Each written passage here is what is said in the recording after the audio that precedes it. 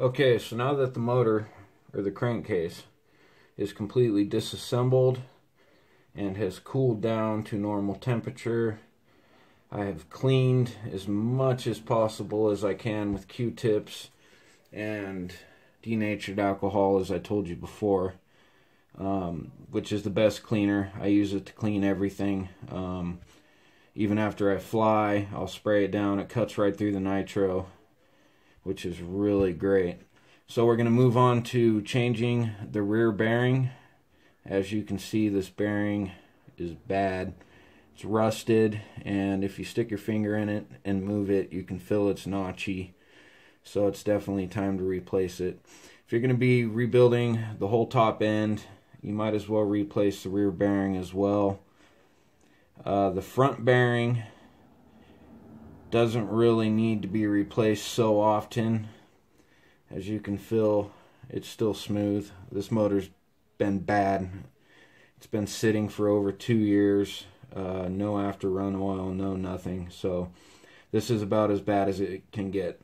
So once again, we're going to preheat the oven to 350. I'm going to stick it in there for about 15 minutes. And I'm assuming we're going to have problems again getting it out, just as we did the sleeve. So I'm going to run over to the oven and I'll be right back. Okay, we're back now from the oven. Once again, 350 preheat, about 15 minutes. So what you're going to do is you're going to grab the top of the case, and with the palm of your hand, you're going to hit it real hard. As you can hear, the bearing fell out. Try to show you here. Right there. It's a little work.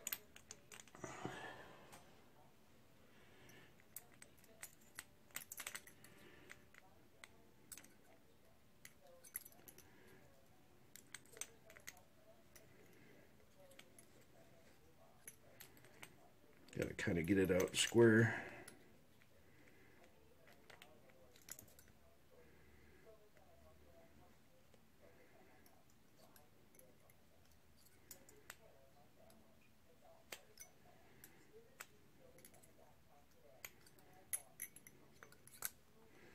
And there you go. There's the bearing.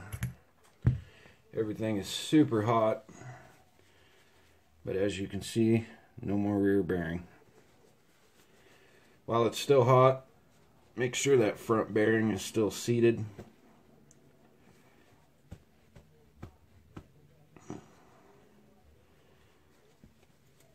And there you have it. Your motor is completely disassembled.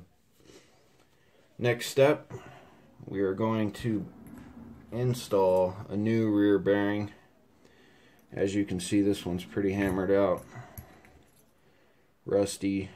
I'd spin it for you so you can hear how notchy it is, but it's super hot right now. Okay, so what we're going to do is I'll get the new rear bearing out of the package and we will go from there. Okay, so just a quick note. Go ahead and let the case completely cool. Slide on the new bearing onto the crankshaft. Make sure the cage will be facing the crankcase.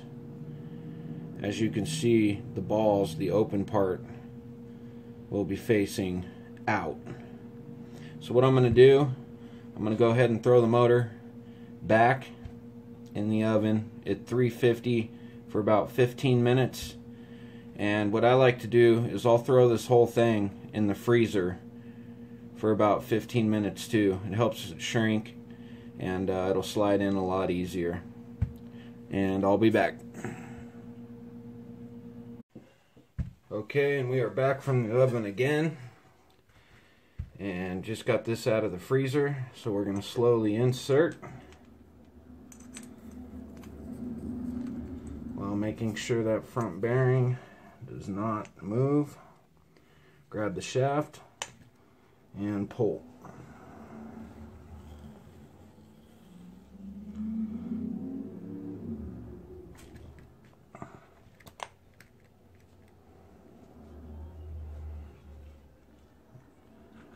and we are set.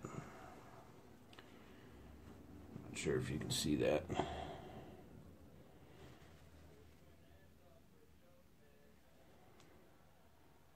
Okay, so what we're going to do now, let everything cool. That'll allow the bearing to stay where it's at, and we will continue doing the top end, replacing the sleeve and the piston, and we are done.